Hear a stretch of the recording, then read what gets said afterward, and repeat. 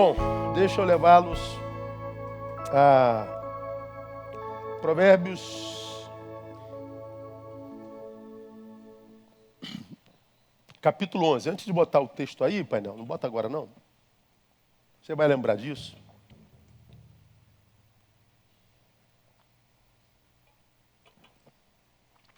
Nós da raça humana, a gente tem se superado na arte de produzir maldade, né? Sim, é um negócio assustador. Toda vez que você vai ler aqueles jornais ou ver aqueles jornais televisivos, principalmente os que têm evidência na notícia policial, você vê cada barbaridade, cada maldade, cada perversidade que a gente fica assim, pensando como é que um ser humano é capaz de fazer o que tem feito, né? E quando a gente vê maldade, a gente imagina, não, o que esse cara fez, meu Deus do céu, não dá para superar isso. A gente abre o jornal amanhã, uma maldade mais bem feita foi produzida, mais perversa foi produzida. O que a gente vê se fazendo com os refugiados do mundo, o que a gente vê maridos fazendo com mulheres que foram embora porque não aguentaram o sofrimento, o que a gente vê políticos fazendo mesmo num tempo como esse, tentando ter lucro diante da morte de mais de 130 mil brasileiros. É muita maldade, a gente tá se especializando em se tornar mal. Tanto é, e você me ouve falar sobre isso, e eu sou repetitivo no que falo, o sentimento que perambula entre nós seres humanos, uns pelos outros, é o medo. É o sentimento prioritário. Nós temos medo um dos outros. Principalmente naquilo que nós somos à noite.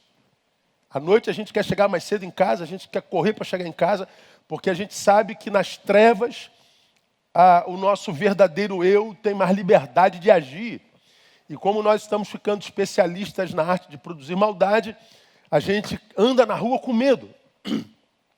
Mas hoje em dia a gente vê a maldade sendo praticada de dia. Pô, essa semana você viu, todo dia a gente vê um ex-marido dizendo que vai matar a mulher e matando a mulher. Eu não sei que negócio é esse, cara, que acontece nesse país, que os homens agora querem matar todas as mulheres que não os querem mais. Eu sei que é um doente mal amado, não tem amor próprio, maltratou o amor da vida o tempo todo, e o amor da vida deu grito de alforria, e esse maldito homem teve que ficar na sua própria companhia. Ora, tendo que suportar a própria companhia, fica com ódio daquela que o abandonou, deixando-o consigo mesmo. E aí ele a mata por raiva do que ela fez. O que ela fez? Deixou ele consigo mesmo. Deu para entender como é que é o enredo da coisa? É o covardão. Esse que faz mal à mulher não encosta num homem igual, jamais. Mas isso tem acontecido demais. Eu acho que a punição a isso tinha que ser decuplicada. Decuplicada. E como eu digo aqui do púlpito da nossa igreja, problema de homem agredindo esposa não é pastoral, é de polícia. Toda vez que chega um problema, meu gabinete, pastor, meu marido me bateu. Eu digo, esse problema é policial, denuncie o seu marido, que eu vou junto. Não é mais pastoral. Quando entrou agressão, saiu do âmbito pastoral. É policial. Mulheres não podem apanhar e ninguém deve apanhar. Maldade. Essa semana, durante o dia, você deve ter acompanhado isso, a ex-esposa saiu do carro, dela, não dele, porque ele já não é mais marido, e ela estava indo para o portão da casa dela, o ex-marido veio com o carro e a atropelou ao meio-dia. Então ela tentou sair do carro, ele pressou ela no carro dela, e ele voltou, passou em cima dela de novo. Ela não morreu, graças a Deus, e acho que já prenderam o sujeito. Maldade, eu falei, meu Deus, que maldade é essa? Pois é, essa maldade, ela aumenta entre nós muito. Mas existe uma maldade que é diferente dessa, tradicional. É a maldade que se revela na bondade dos homens. Como é que é isso, pastor? Uma bondade que carrega maldade? É. Por exemplo, se eu fosse perguntar a você que está aqui me ouvindo nessa manhã, você se considera uma pessoa má ou uma pessoa boa? Sem falsa modéstia, para dizer, não, eu sei que eu sou mau. Por que você é mau? Ou alguém com a honestidade para além do normal. Não, eu sei que sou mau mesmo. Não, eu sou bonzinho. Tá, se você se definiu como sendo uma pessoa má, por que você se acha má ou mal? E se você se definiu como uma pessoa boa, por que você se definiu como uma pessoa boa? Então, se sua resposta é sim, ou seja, eu me acho uma pessoa má, pastor, a sua resposta é baseada em quê? Provavelmente, a sua resposta é baseada em função do que você faz ao outro. Eu sou mal porque eu fiz isso com Beltrano. Ou eu sou boa pessoa porque eu fiz com o outro. Pois bem, se a sua resposta tem a ver com o que você faz ao outro, existe uma grande possibilidade de você ter uma visão equivocada de si mesmo. Há uma grande possibilidade de você estar equivocado a respeito do conceito que você tem de si mesmo. Aí eu mostro para você, Betânia já viu isso, Provérbios 11, 17. Esse texto, quando ele apareceu na minha vida, irmãos, ele mexeu muito comigo. Olha o que o texto diz. O homem bondoso faz bem à sua própria alma, mas o cruel faz mal a si mesmo. Essa definição de bondade no homem e maldade no homem, na Bíblia Sagrada é muito interessante, porque a definição de bondade, essa adjetivação, bondade ou maldade, não tem a ver com o que a gente faça ao outro, tem a ver com o que a gente faz a nós mesmos. Quem é o homem bondoso para Deus? Aquele que faz bem a sua própria alma. E quem é o homem cruel? É aquele que faz mal a si mesmo. Então, quem é o homem bom? É aquele que faz bem a si mesmo. Quem é o homem mau? É aquele que faz mal a si mesmo. Então, o que esse texto está dizendo é que o que eu sou, o que nós somos, não se mensura pelo que nós fazemos aos outros a priori. O que nós somos se mensura pelo que nós fazemos a nós mesmos. Bondade e maldade, portanto, para Deus, é uma questão de amor próprio. Porque a forma como a gente se trata a proporção do amor que nós temos por nós mesmos. Portanto, não tem nada a ver com o que eu faça a terceiros. Tem nada a ver com o que eu faça aos outros. Tem a ver com a forma como nós nos tratamos. A partir da forma como você se trata, responda mais uma vez, você é uma pessoa boa ou você é uma pessoa má? Por que é imprescindível, irmãos, destacar isso hoje para mim? Porque é a ausência desse bendito amor próprio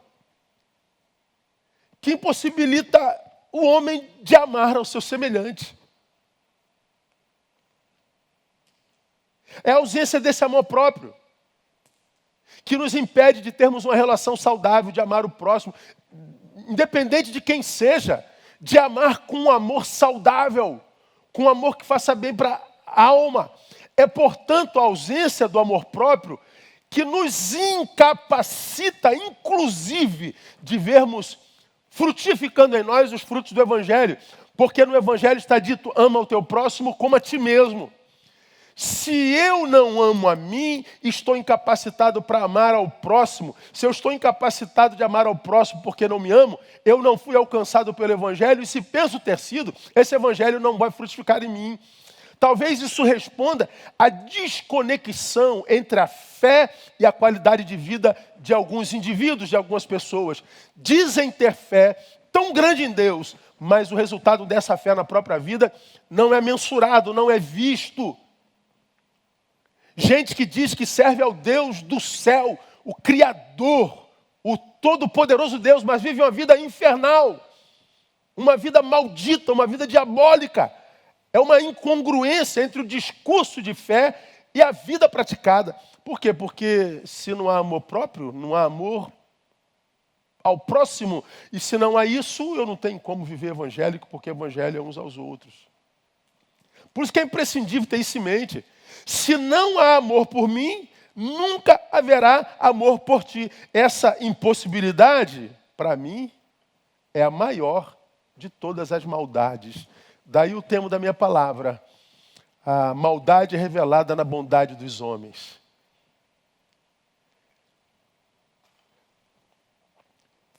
Quando a gente pensa nisso,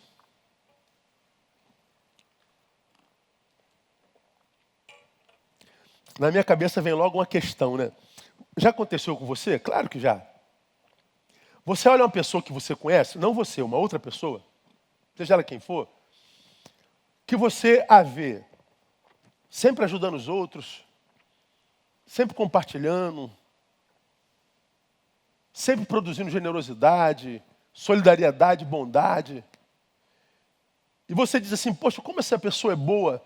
Pô, mas como a vida dela é tão sofrida e amarrada, cara, como é que pode uma pessoa tão boa e viver tanta miséria assim, tanta diversidade, que a gente tende a achar que é injustiça da parte de Deus, porque a Bíblia diz que tudo que o homem semear, ele colhe. Então, se eu semeio solidariedade, eu colho isso. Se eu semeio generosidade, eu colho. Se eu semeio, aspas, amor, eu colho amor. Então, por que isso não se vê na vida de tanta gente, que a gente julga a gente boa? É porque o que eu sou, o que nós somos, não tem a ver só com o que a gente faz ao outro, tem a ver com o que a gente faz a nós mesmos. Portanto, eu posso ser uma pessoa que te trato muito bem, mas eu me trato muito mal. Sou relaxado com o cuidado de mim mesmo. Sou relaxado para com a minha saúde. Sou relaxado com relação ao que eu faço com os meus talentos, os meus dons. Sou relaxado com o meu descanso, sou relaxado nas minhas relações, sou relaxado comigo mesmo. Eu vou adiando aquilo que eu preciso fazer por mim. E muitas vezes eu adio o que eu preciso fazer por mim porque eu estou fazendo a outro. Nós, pastores, somos mestres em pecar nessa proporção e, portanto, praticar essa maldade. Quantos colegas meus, gente de Deus, irmãos, que abrem mão de cuidar de si, da sua esposa, da sua família, porque está cuidando do marido de alguém, da esposa de alguém, da família de alguém, e deve fazê-lo, mas ele se envolve tanto com as coisas dos outros, que deixa de cuidar de si. O que acontece? Ele está fazendo bem em pecado, porque ele está sendo mal consigo mesmo. Ou seja, muitas vezes o mal que ele faz consigo reverbera e frutifica muito mais do que o bem que ele faz ao outro. Está claro isso? Tá, não está? Eu imagino que tem um monte de vocês aí agora que deve estar assim, puxa vida, cara, tem sentido. Quanta coisa na minha vida está atrasada que eu estou deixando para lá. Eu vou fazer depois eu faço, depois eu faço, depois eu faço. Quanto tempo já tem isso? Quanto tempo já tem isso? E o que, na verdade, você que é uma pessoa boa, está praticando a maldade consigo. A maldade revelada na bondade dos homens. Daí o tema. Se cuida mal de si mesmo, ainda que você seja uma Santa Teresa de Calcutá, irmão, você, aos olhos de Deus, é uma pessoa má. Olha isso aí, cara. Porque o homem bondoso faz bem à sua própria alma e o homem cruel faz mal a si mesmo. Isso quer dizer que o bem que faz aos outros não tem a ver, provavelmente, com a sua essência. Ou tem. Mas o bem que você faz lá, se tem consciência do mal que faz a si mesmo, pode ser fuga de alguma coisa. Porque eu acredito que tem muita gente que está envolvido na causa do bem, que é para fugir de si mesmo. que é para não ter que parar, porque, como eu costumo dizer, quem para pensa, quem pensa sofre. Então tem gente que não consegue parar a cabeça em lugar nenhum, não consegue viver reflexão. Então ele tem que estar envolvido em alguma coisa, ele tem que estar ocupado. Então esse bem, claro, faz bem a quem é alvo dele. Mas não volta como fruto para aquele que produz tal bem. Porque quem está produzindo tal bem está sendo maldoso consigo mesmo. Então isso justifica tanta semeadura que não volta.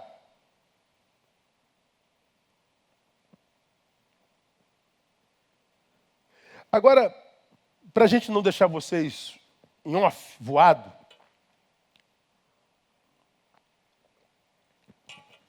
o homem bondoso faz bem à sua própria alma, cuida bem de si mesmo. O que é cuidar bem de si hoje? À luz da palavra? Para mim. Como que nós fazemos? Como é que a gente faz para que nós sejamos bons para nós? Bom, vou mostrar isso para vocês, mostrando a vocês como é que nós somos maldosos para conosco, mesmo praticando bem do lado de fora. E como é que a gente é mal com a gente sem saber, pastor? De duas formas. A primeira delas, a gente é mal com a gente mesmo quando a gente troca Deus por nós no lugar de honra da nossa vida. Eu vou repetir. Quando é que eu sou mal para mim mesmo? Quando eu troco Deus por mim no lugar de honra da minha vida, no lugar de honra do meu coração. Quem é mais importante na tua vida, Deus ou você mesmo? Dá para explicar, pastor? Dá. É porque se eu não explicar um tema como esse, vai dar a ideia de que a gente nem tem amor próprio, né? Porque tem algo mais importante com a gente, mas não é isso não. A gente troca Deus por nós na nossa vida, no nosso coração, quando a gente tira Deus da nossa vida, seja consciente ou inconscientemente, para Ele não atrapalhar quando queremos satisfazer os nossos desejos.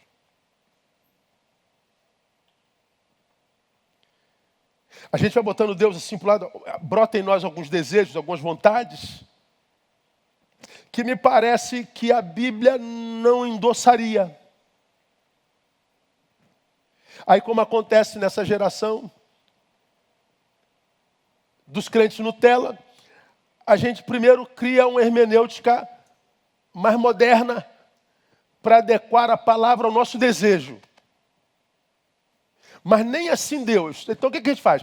A gente vai tirando Deus devagarinho, a gente vai se afastando da comunhão primeiro da casa dele, a gente vai se afastando da comunhão dos santos. E quando a gente se afasta da comunhão dos santos, a gente está entrando em comunhão com alguma outra coisa. Quando a gente se afasta dele, a gente vai se aproximando de outra coisa. Porque a gente vai morrendo aqui e vai renascendo ali, não tem jeito. Foi o processo que aconteceu com Demas, como eu já ministrei a vocês. Paulo era seu pastor, Paulo foi seu discipulador e trabalhava na equipe de Paulo com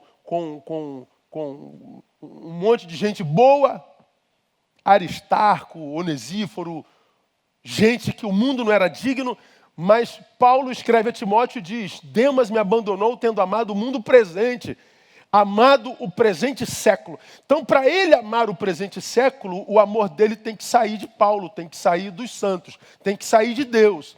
Ele continua amando, mas o amor dele adoeceu. Acontece a mesma coisa hoje. Uma leva de crentes sendo arrastado pelo amor ao presente século.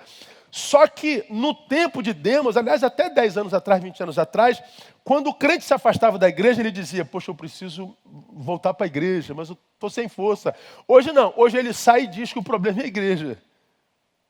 Hoje nós não somos maduros nem para dizer: foi eu que fui fraco. Ou seja, nós tiramos Deus do caminho porque nós estamos nos apaixonando pelo presente século. Nós tiramos Deus do caminho porque nós estamos tentando dar um jeitinho de fazer o que deseja nosso coração e nossa carne, mas Deus atrapalharia. Quando é que acontece isso, irmãos? Quando nós sabemos que o que desejamos não é aprovado por Ele. Então, eu tenho dito aos irmãos quem é de Betânia sabe disso, eu sou muito franco no que digo, às vezes pesado no que digo, correndo o risco de não ser compreendido, mas eu corro o risco mesmo. Eu prefiro correr o risco de não ser compreendido do que ficar calado com relação a alguma coisa que diz respeito à igreja local. Então, quando a gente vê, todos nós pastores vemos isso, né? Hoje a igreja evangélica é uma igreja de passagem. A porta da frente está aberta, entra um monte de gente, mas a porta dos fundos também está aberta. Então tem gente que passa com bugado. Alguns ficam, outros não. Então a porta é larga na frente, a porta é larga nos fundos. Então tem aquela manada que passa de passagem, que não deu nem para ver quem era. Fica um mês, 2 meses, 3 meses, um ano, está de passagem. Aí uma vez me perguntaram, pastor, o senhor não sofre quando vai embora? Não, eu não sofro. O senhor não sofre quando perde alguém? Nunca foram meus. Ninguém é dono de ninguém. Cada um é dono de si mesmo, cada um dará conta de si mesmo a Deus. Esse texto me ensina que a permanência na vontade de Deus, na comunhão dos santos, no desenvolvimento da sua vocação e aquilo para o que você nasceu, tem a ver com amor próprio. Se a pessoa não se ama, mantê-la num lugar que nós achamos o certo, mas ela não, é perder tempo. Tentar manter alguém aqui, que aqui não queira estar, é deixar de amar a mim mesmo. Porque eu vou desenvolver um esforço que eu já sei não vou ter êxito. Porque o coração dela não está aqui. O amor que ela tem por si não gera nela esse senso de valor de que aqui é o lugar dela. Então tem gente que vai colocando Deus para fora. E aí vai sendo desconstruído. Quando acontece isso, quando a gente sabe que a gente deseja uma coisa que a Bíblia aprova. Fazer isso, irmão, é tirar o reino do primeiro lugar. E o Cristo diz, mas buscai primeiro o reino de Deus. E as demais coisas serão acrescentadas. Esse versículo é maravilhoso, né? Ele está dizendo assim, Neil, você pode sonhar com todas as coisas. Você pode, com o seu trabalho, adquirir todas as coisas. Você pode ter o que você quiser, você pode angariar o que você quiser. Só não tira o reino do primeiro lugar. Só não tira Deus do lugar de honra da tua vida. Só não tira Cristo do lugar de honra da sua vida. Porque se você tirar Cristo do lugar de honra da sua vida para tomar o lugar dele, você desconfigura a sua vida todinha. Você está sendo mal para consigo mesmo. É o que tem acontecido hoje. Retirar o reino do primeiro lugar na vida. Agora, para a gente melhorar um pouquinho para vocês entenderem mais, é muito comum a gente ver o cristão tirando Deus do lugar de honra da sua vida e se pondo no lugar dele em 2 áreas prioritárias. Quais são essas áreas, pastor? Primeiro, nos relacionamentos amorosos. Ah, meu irmão, é quase uma regra. Todos erram do mesmo jeito. Tem relacionamentos que começam que eu falo assim, ó, vai acontecer. Tópico 1, pum, 2, 3, 10, isso. Aí é assim, ó, parece, pô, pastor, o senhor é profeta? Nada, é porque a gente é testemunho da burrice há muitos anos. A gente vê os mesmos erros sendo cometidos por gente de 18 anos, de 20 anos, de 50 anos, de 60 anos. Como que os homens, as pessoas, têm sido mais consigo mesmo através do amor pelo outro. Como os relacionamentos amorosos têm demonstrado a perversidade dos homens. Lembrando que mal é aquele que faz mal à sua própria alma. E os relacionamentos amorosos têm sido, assim, irmãos, uma das áreas preponderantes. Hoje, claro, está evidente, é só a gente olhar na nossa sociedade, o fracasso relacional dessa geração. Nós fracassamos em tudo que diz respeito a relacionamento. Hoje não se dá bem com o pai, não se dá bem com a mãe, não se dá bem com o vizinho, nação com nação não se dá bem, direita e de esquerda não dá bem, o tradicional com o pentecostal não dá bem, o namorado e a namorada namora 3 meses, depois acaba, ninguém fica mais casado, o divórcio é uma epidemia, dentro e fora da igreja. Ou seja, nós fracassamos, perdemos a competência relacional. Por quê? E a gente diz, o problema é o outro. Os homens não prestam, as mulheres não prestam, os outros. Não. À luz desse texto, o problema sou eu. Eu posso amar o outro, mas se eu não tiver maturidade para discerni-lo porque amo, eu o amo e sou perverso comigo. A perversidade que eu ministro a mim sobrepuja o amor que eu ministro a ele.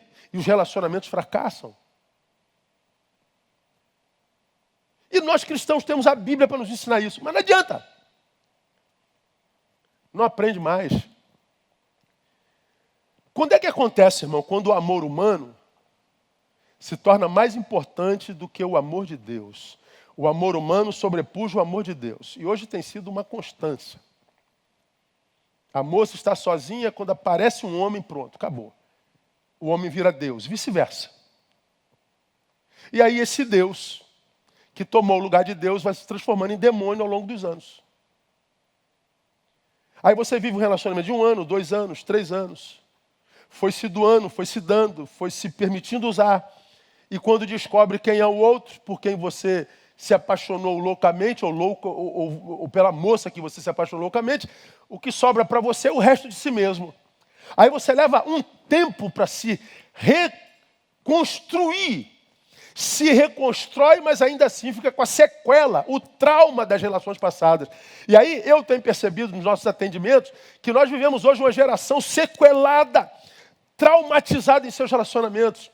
Gente que deseja muito um relacionamento saudável, muitas vezes encontra a pessoa boa, mas tem medo de se entregar. Por quê? Porque ela me fez muito mal. E por que ele e ela fez mal? Porque quem sabe você o amou mais do que a si mesmo, portanto você foi perversa a si mesmo. E por que isso acontece? Por causa da baixa autoestima dessa geração. Por causa da falta de amor próprio dessa geração. Meu irmão, eu sei que eu estou ficando velho, eu sei disso, e reconheço minha velhice, hein? Principalmente quando as músicas que eu tenho ouvido nesses últimos anos, é mesmo, meu amor? Minha esposa falou assim, meu Deus, você está ficando Jurassic Park Gospel. Então estou pegando as músicas lá de trás, só as músicas lá de trás que me apetece agora, coisa maluca, gente, coisa doida. Essas músicas novas, estou ficando velho, barulho me incomoda, música alta me incomoda, velhice, eu sei que o problema sou eu. Ou a bênção sou eu, porque envelhecer é uma bênção, irmão, não é verdade? Então eu sei que eu estou ficando velho. Mas existem alguns valores que eles atravessam as gerações. Existem alguns valores que atravessam os tempos. E um valor que eu acho que nunca deveria sair de moda é começar um relacionamento só depois de muito diálogo, depois que ele virar uma amizade, sabe? Depois que a gente conhece a família, a gente conhece o que pensa sobre trabalho, o que pensa sobre Deus, o que pensa sobre a vida, o que pensa sobre o futuro. Quando a gente tem um pouquinho do conhecimento do que há dentro daquele corpinho bonito, daquele bíceps, dentro daquele peitoral, tem lá dentro daquele corpo cujo glúteo é lindo, cujas pernas são torneadas, tudo muito bonito aos olhos, mas o que tem dentro? Pois bem, eu acho que um relacionamento deveria começar quando a gente conseguisse discernir o que há dentro. Só que a estima é tão baixa que a gente acredita que se os olhos gostaram, então é bom. Pois é, a gente se esquece, irmão, que o diabo se transforma em anjo de luz. Imagina num homem bonito. Se o diabo se transforma num anjo de luz, imagine numa mulher bonita.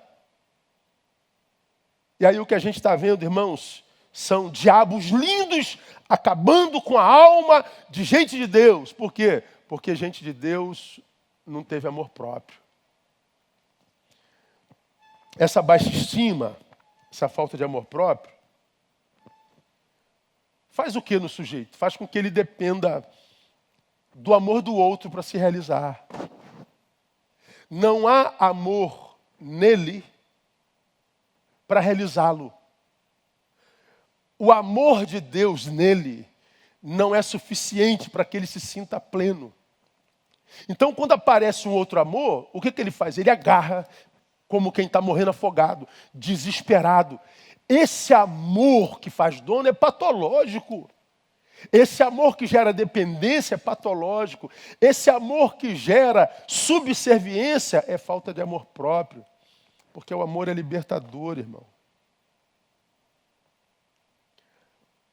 O amor lança fora todo medo.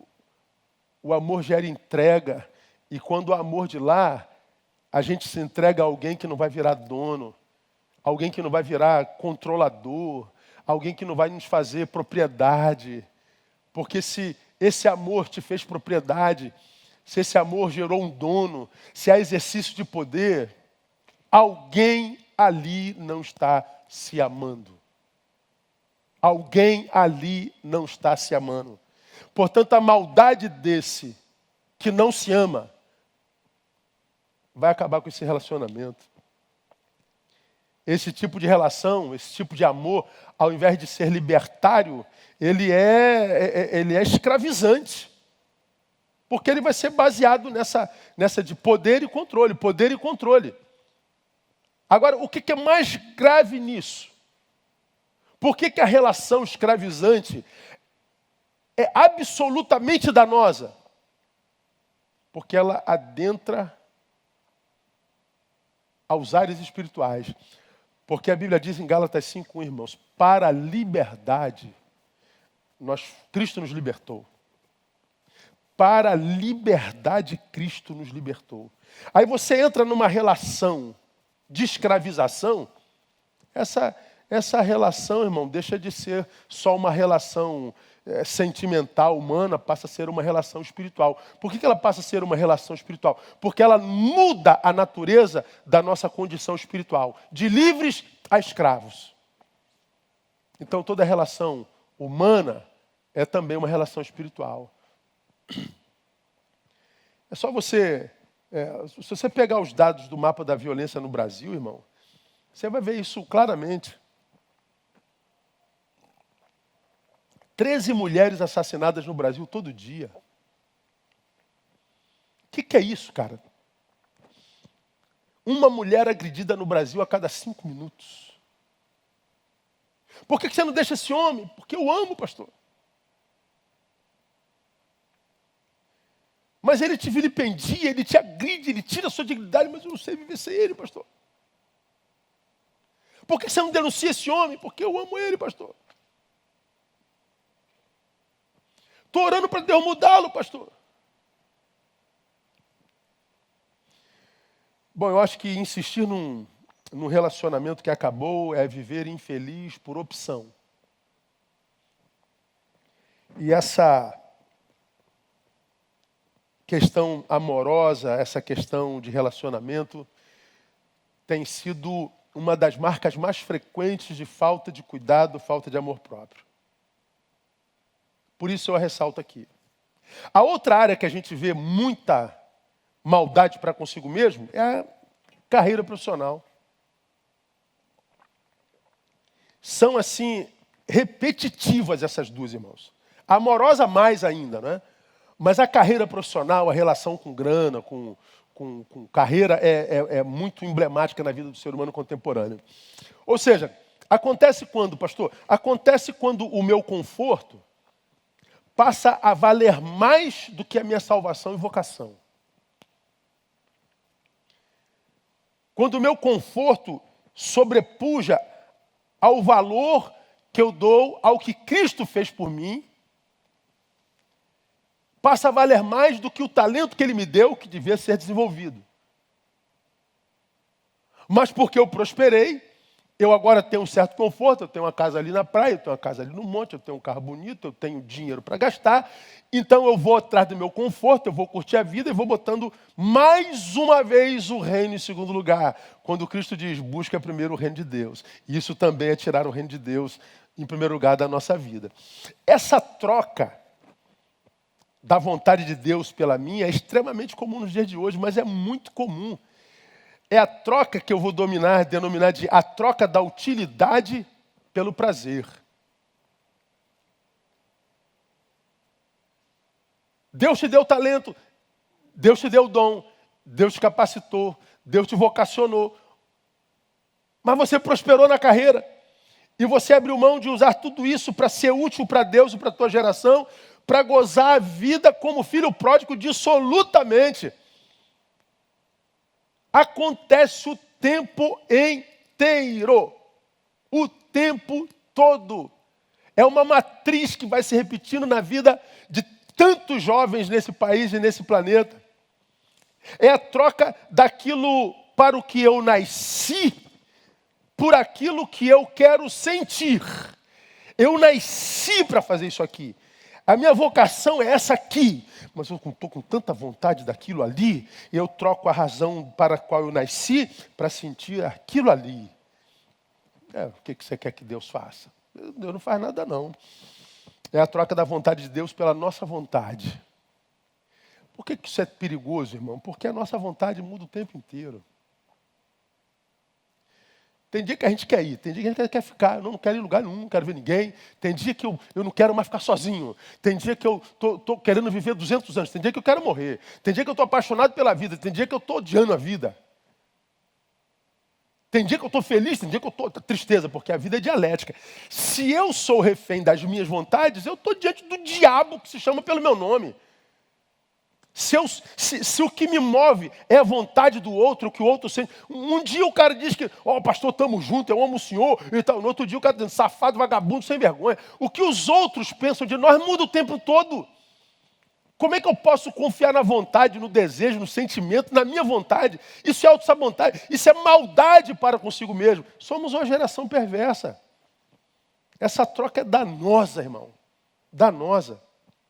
Quanta gente, eu poderia dar nomes aqui, para eu pegar o nome de todos os membros da nossa igreja e falar assim, quanta gente pediu para passar no concurso, tanta gente pediu para que a empresa prosperasse, quanta gente pediu para não sei o quê, aí prosperou, passou no concurso, conseguiu, chegou lá, cadê os sujeitos? Somem. Esquecem a Deus, abandonam a vocação. Por que essa troca é danosa? Vou dar para vocês algumas razões também. Primeiro, porque é Jesus quem revela a razão da nossa vida e chamado. Você vê, eu tenho planos para o meu futuro. Eu estou naquela faixa etária que eu sei que eu tenho muito mais passado do que futuro na vida.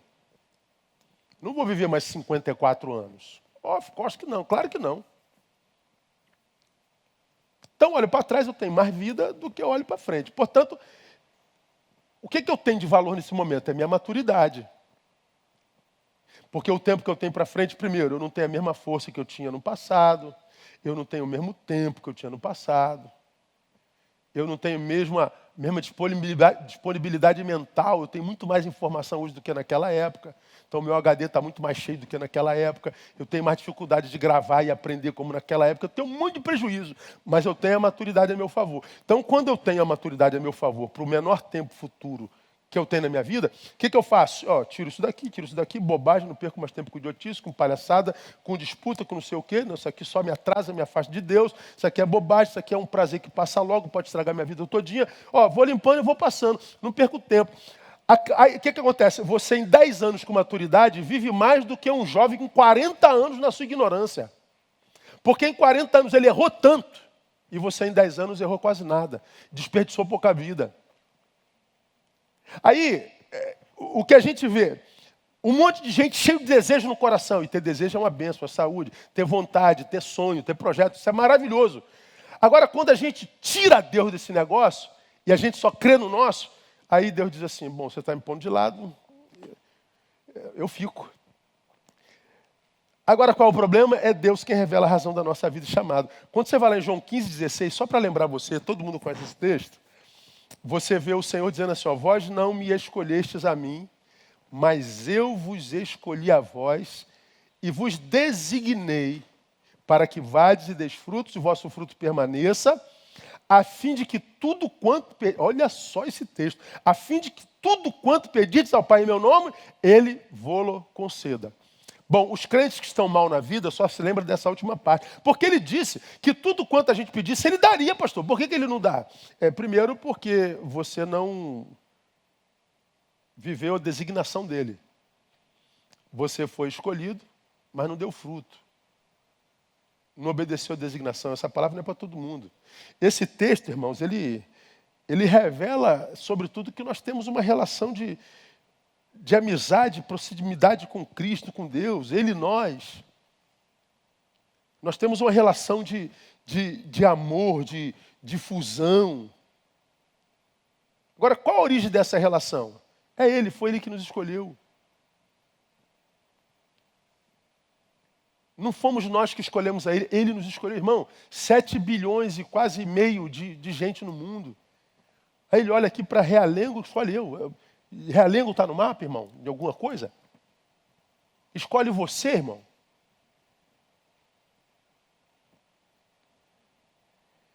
Quando eu olho Deus me escolhe, eu falo, Deus, o senhor está doido. Como é que o senhor pode escolher uma porcaria como eu? Porque tu sabes, eu sou isso tudo para os outros, né? Mas tu conhece aqui dentro, né? Sabe o vacilão que me habita aqui, não sabe? Sabe aquele cara que habita lá, que ninguém imagina que está aqui? Tu sabes, como é que o senhor vai me escolher desse jeito? Não é tu mesmo, meu filho. O homem segundo o meu coração não é perfeito, não. Olha para Davi. O homem segundo o meu coração é aquele que conhece seus defeitos. É aquele que, a despeito dos defeitos que tem, me coloca em primeiro lugar na vida. De modo que até quando ele erra, eu posso não imputar-lhe esse pecado. Bem-aventurado o homem a quem Deus não imputa pecado. Ele me escolhe. E ele diz, eu te designei. Como quem diz assim, Neil, você não está largado na terra. Você não é uma folha ao vento. Você não é uma folha sem rumo, sem lenço, sem documento. Ele está dizendo, você tem uma designação. Ou seja, Deus tem um projeto para mim, Deus tem um projeto para você. O que a gente faz? A gente põe o projeto de Deus na mesa e vai seguir o nosso, quebra a cara. Aí a gente vê essa multidão de gente ferrada na vida, não é? Dizendo, por que Deus permitiu? É porque Ele é Deus. Porque Ele não nos trata como cavalo, como mula. Ele não bota um bridão na nossa boca e diz, vai fazer o que eu quero, miserável. Não, Ele dá livre-arbítrio, irmão. E nos dá maturidade e capacidade para gerir a nossa vida. A razão de nossa vida e chamado é para frutificar. Vos designei para que vades e deis fruto. Ou seja, nós não somos chamados para sermos felizes. Nós somos chamados para sermos úteis. Você já ouviu isso? Quer ser feliz? Seja útil. Frutifica. Não há felicidade na inutilidade. Eu não sou feliz quando eu estou só nas celebrações, quando eu estou em festa, quando eu estou bombando geral. Aquilo ali é tudo mentira. Tudo ali tem que beber, tem que cheirar, tem que exibir. Mas quando acaba o que sobra é ressaca, perturbação. Felicidade é na inutilidade. Quer ser feliz? Seja. Não há felicidade na inutilidade. E por que essa palavra é importante? Porque mesmo...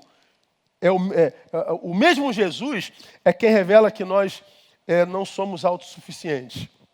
E não somos autossuficientes em nada na nossa vida.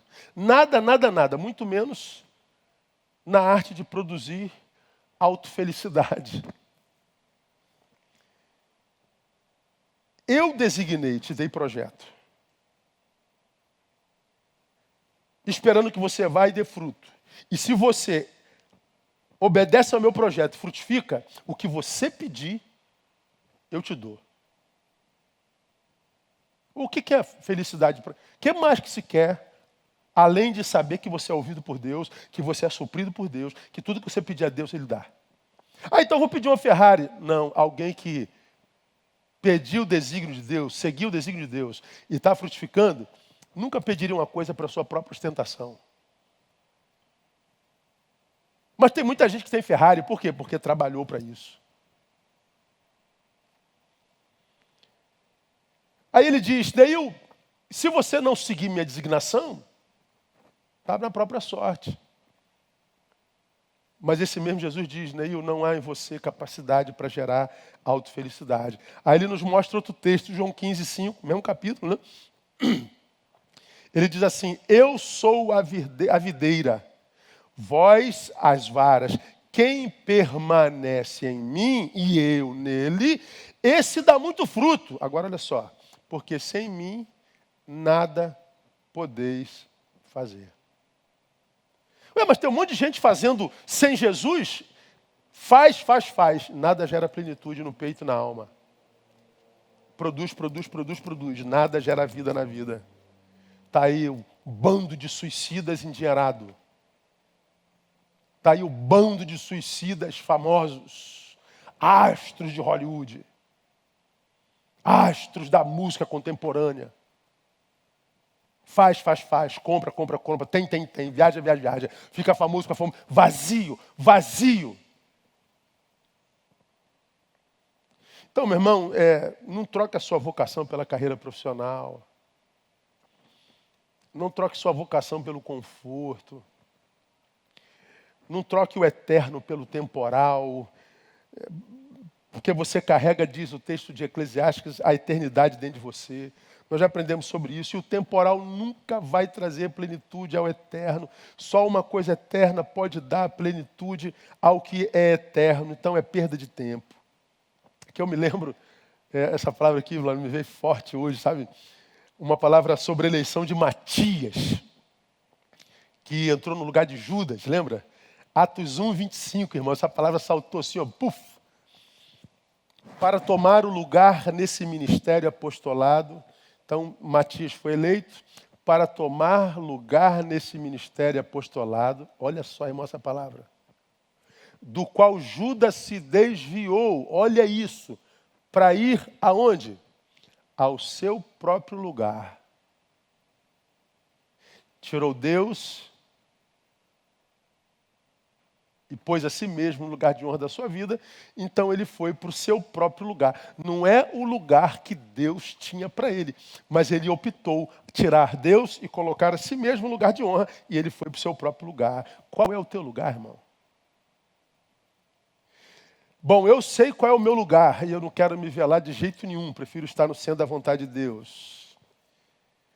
Porque já que ele pagou o preço na cruz do Calvário, o meu escrito de dívida foi apagado, como diz a palavra, porque se não fosse apagado, eu sei qual seria o meu lugar, seria a morte. Porque o salário do pecado é a morte. Então eu sei que estar vivo, o simples fato de estar aqui, falando com você, respirando, tomei café hoje, vai acabar esse culto aqui, tem um cafezinho lá atrás esperando a gente, espera, todo domingo tem, então espero que tenha lá também. Mas eu vi a Mariana entrando com um cafezinho, então tem café lá, né? Então, pois é, isso é graça de Deus. Agora, se o salário do pecado é a morte, onde eu e você devemos estar? Qual é o nosso lugar? Quando ele é levantado naquela cruz, aquela cruz é lugar de quem? É nosso. Para onde Judas foi? Para o lugar dele. E para onde você está encaminhando a sua vida? Com essa falta de amor que te faz, por causa do amor de um homem, por causa do amor de uma mulher, abrir mão do amor de Deus. Que te faz, por causa do amor à tua vocação e ao dinheiro, abrir mão da tua vocação. Quando é que eu sou mal para mim mesmo? Quando eu troco Deus por mim no lugar de honra do seu coração. Vamos terminar? Já estou falando demais? Segundo, quando no exercício da vida espiritual, aí é o oposto, tá? Eu relego a plano nenhum as outras áreas da minha existência. Porque de um lado, eu vou repetir, tem aqueles crentes que relegam a vida espiritual e mergulham na carnalidade. Por outro lado, tem aqueles que mergulham numa religiosidade que eles acreditam ser espiritualidade e abandonam a vida natural, a vida cotidiana, a vida humana, a plano nenhum.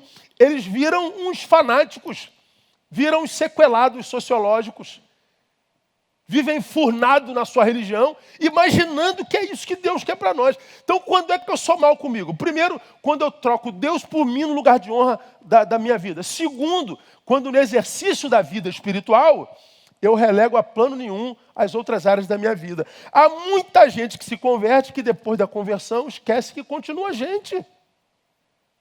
Continua ser humano. Continua de carne e osso. Com todas as implicações de ser humano. O que eu quero dizer com isso, irmão? Primeiro, você continua um ser biológico. E quando eu falo que você continua um ser biológico, principalmente para você que é um religioso fanático, um evangelho fanático, que tudo é religião para você, você continua um ser biológico. Ou seja, tem que cuidar da sua saúde, pô. Tem que ir ao médico de quando em vez. Tem que fazer um exame de sangue. Não, Deus é o meu médico. Até você descobrir que está com câncer. Aí tu vai procurar o INCA. Até descobrir que a pressão está 20/17. E você não está conseguindo respirar. E você vai procurar um cardiologista.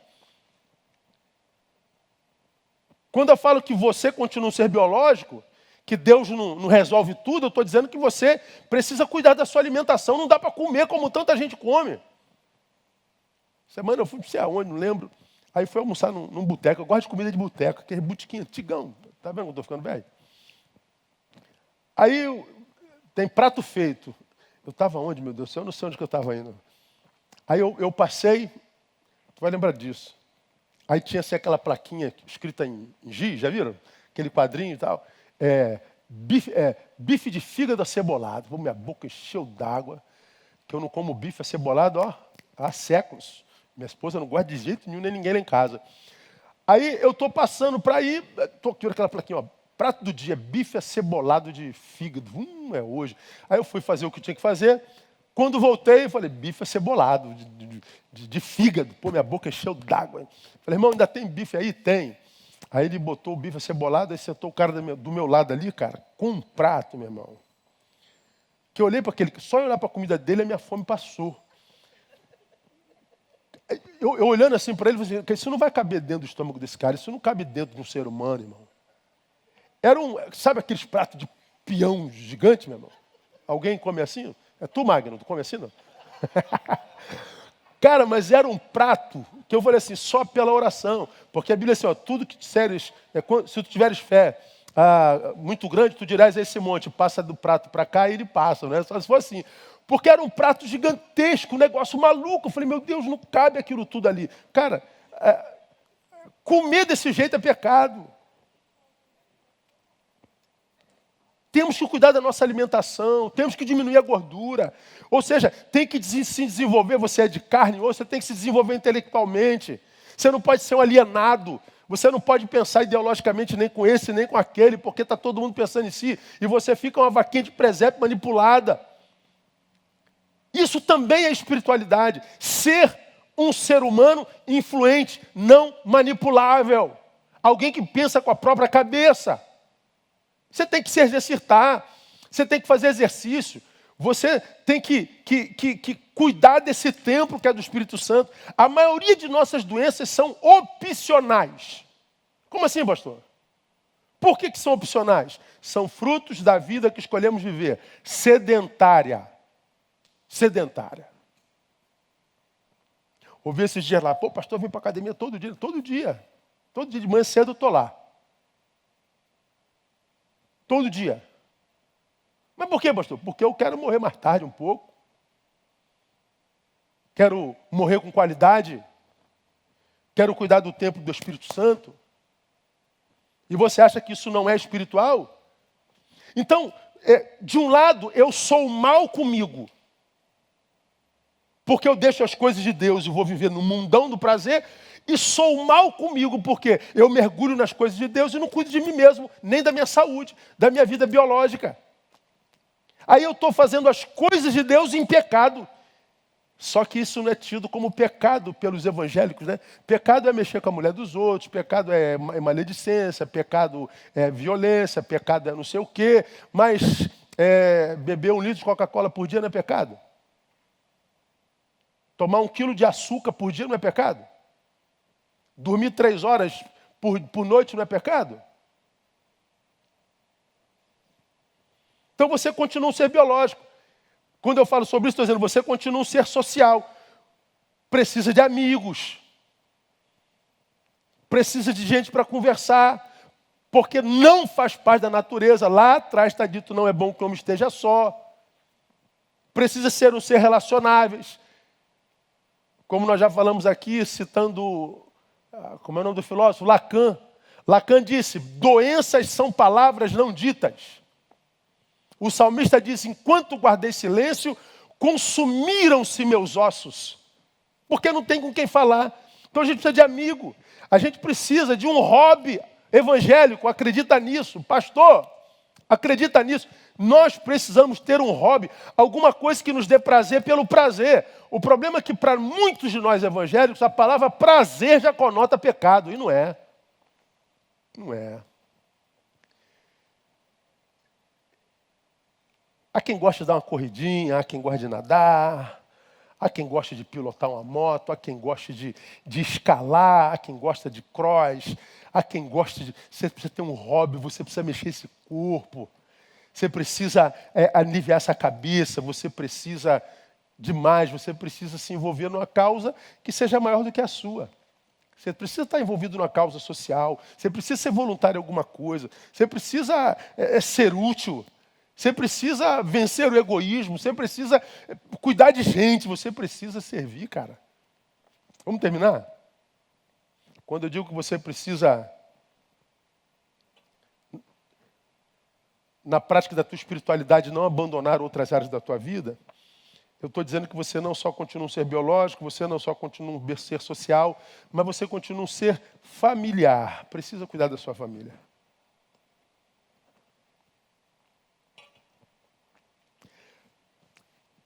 Cuidar da nossa família é cuidar daqueles para quem a gente volta. A gente vai.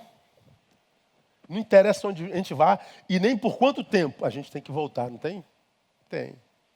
Tem que cuidar dessa gente para quem a gente volta. O que está acontecendo demais hoje? A gente está saindo para as nossas ocupações. Legal, tem que ser útil. Só que quando termina lá, não tem para onde voltar. E quando volta, esse lugar está doente. Aqui a gente produz, ali a gente produz, aqui a gente descansa. A nossa casa precisa ser um lugar de descanso. A nossa casa precisa ser um lugar de paz. Quando que ela é, pastor? Quando a gente cuida daqueles para quem a gente volta. Eu estou falando para o marido cuidar da sua esposa, para a esposa cuidar do seu marido, para os pais cuidarem dos filhos, os filhos cuidarem de seus pais. Não estou falando só de um ente familiar, não, estou falando de todos. Precisamos trabalhar de tal forma, cada um de nós, entes familiares, para que a gente, mesmo que conheça o mundo, faça da nossa casa o melhor lugar para se estar. Bom, gente, eu trabalho com gente esses anos todinhos, eu ouço problemas esse tempo todinho, passo o dia inteiro na rua quase. Não tem horário para sair, não tem horário para voltar. Mas quando eu entro em casa, tudo que eu faço na rua fica.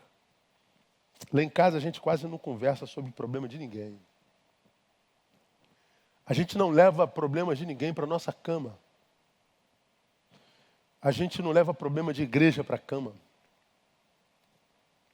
A gente senta à mesa, almoçamos os 4 e a gente não conversa sobre problemas do lado de fora. Eu, quando estou em casa, desculpa aí, eu gosto de me sentir assim, o reizão, sabe aquele reizão momo? Sou o dono, chegou, o chefão chegou. Ih, pastor machista, dá um tempo aí, ô feminista. Não é disso que eu estou falando, não. Eu estou falando de saber que, aspas, o chefe da casa chegou, que a gente sabe que quem manda na casa é a mulher. E a gente chega e a gente sabe que é bem-vindo. Ó, meu marido chegou, festa. Papai chegou, festa. Porque é festa quando eu chego, eu nunca abuso dessa gente que celebra a minha volta, nunca. Eu nunca baixo o meu cetro para punir, para abusar, para usufruir. Então não tem nada de machismo nisso. Porque quando volta, opa, minha esposa chegou, mamãe chegou. Quando minhas filhas voltam, graças a Deus, chegou em casa mais uma vez. Então não tem machismo, não tem feminismo, não tem essas besteiras que essa geração adora discutir, mas que nunca chega a denominador comum.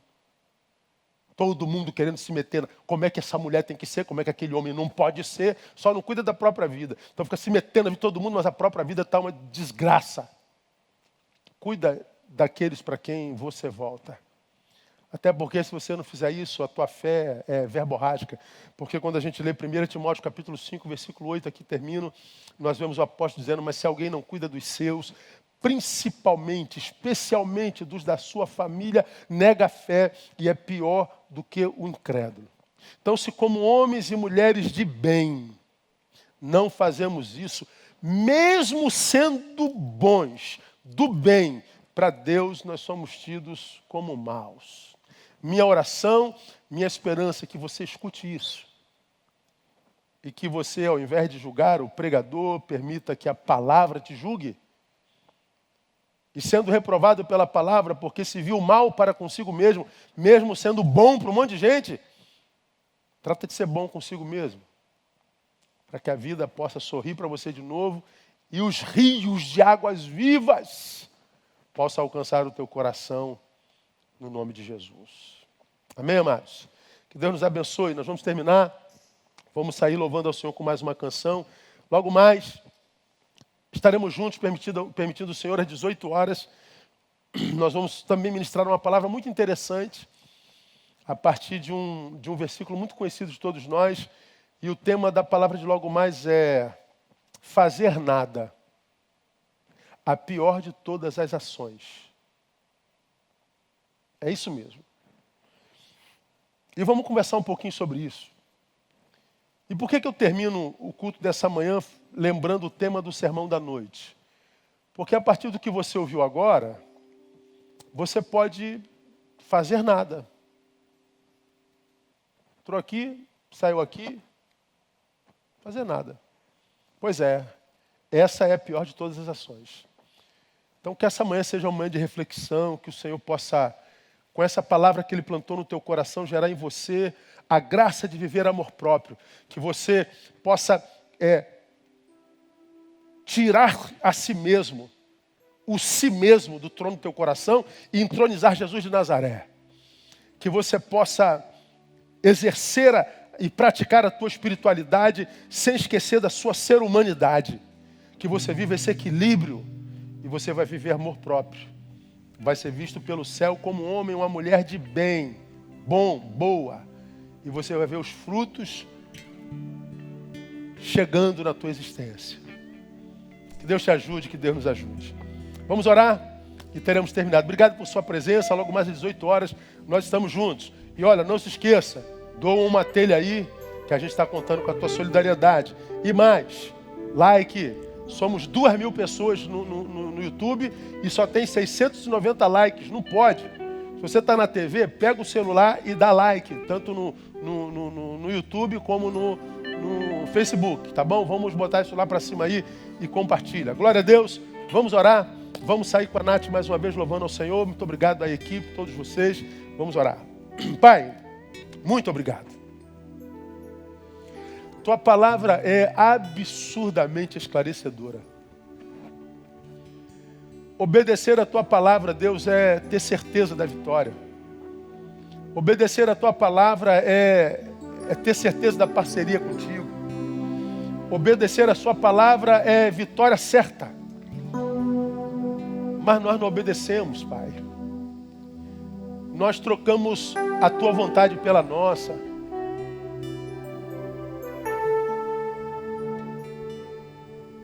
Nós vivemos uma espiritualidade dicotômica, ou nós abandonamos a fé e mergulhamos nos prazeres do mundo, ou mergulhamos na fé e abandonamos a nossa ser-humanidade. Nós temos dificuldade com equilíbrio.